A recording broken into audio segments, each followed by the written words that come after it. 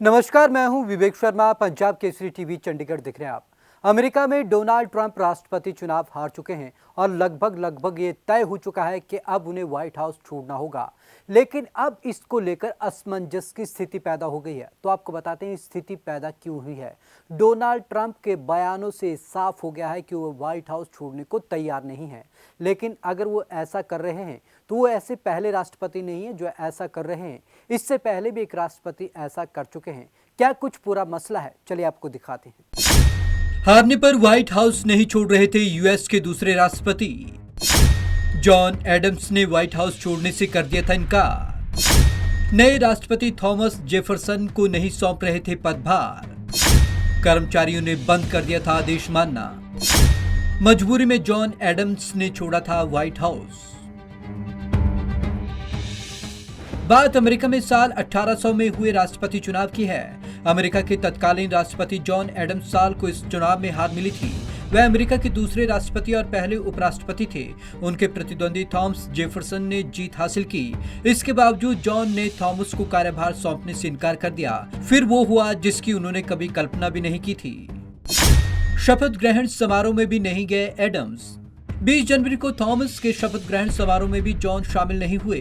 White house के कर्मचारी भी समारोह में नहीं गए। यही कारण है कि 20 जनवरी का मिड डे रूल्स नहीं लिखा जा सका। ये वही दिन होता है जब अमेरिका का राष्ट्रपति नए इलेक्टेड प्रेसिडेंट को कार्यभार सौंपता है। कर्मचारियों ने आदेश मानना कर दिया था बंद। जॉन एडम्स जिद पर अड़ गए थे। वह ना तो व्हाइट हाउस छोड़ रहे थे और ना ही अपना कार्यभार थॉमस को सौंप रहे थे। ऐसी स्थिति में उनके कर्मचारियों ने उनकी बातें सुनना बंद कर दिया। सारी सिक्योरिटी हट गई। ऑफिशियल कम्युनिकेशन कट कर दिया गया। प्रेसिडेंशियल स्टाफ ने उनके आदेश लेना बंद कर दिया और प्रेसिडेंट ऑफिस भी हटा दिया गया। मजबूरी में जॉन एडम्स को छोड़ना पड़ा व्हाइट हाउस। हार के बावजूद व्हाइट हाउस में जमे जॉन को मिलिट्री, CIA, FBI और व्हाइट हाउस ने नजरअंदाज करना शुरू कर दिया। खुद को अपमानित होता देखकर आखिरकार जॉन ने हार स्वीकार की। आधिकारिक तौर पर उन्होंने 4 मार्च 1801 को कार्यभार थॉमस को सौंप दिया। ट्रंप भी अगर व्हाइट हाउस नहीं छोड़ते हैं तो क्या होगा?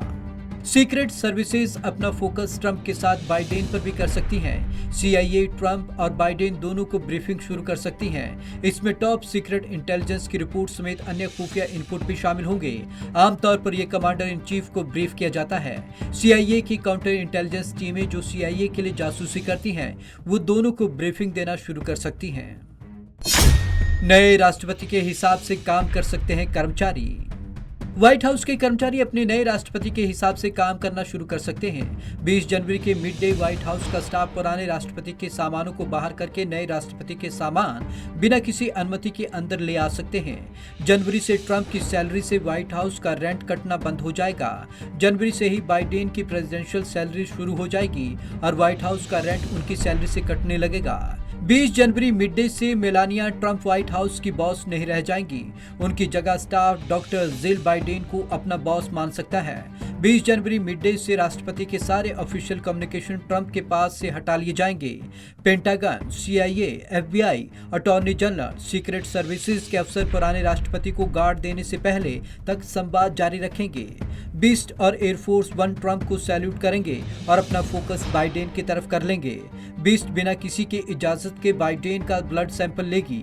ऐसा 200 साल से चला आ रहा है।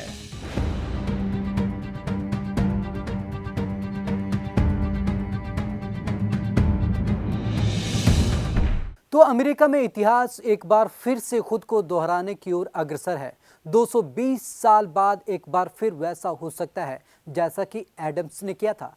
अगर डोनाल्ड ट्रंप उनसे सीख लेते हैं तो उन्हें ये कुछ नहीं करना चाहिए, क्योंकि जिस तरीके से एडम को अपमानित होकर व्हाइट हाउस से निकलना पड़ा था वो कहीं ना कहीं नागवार सबको गुजरा था।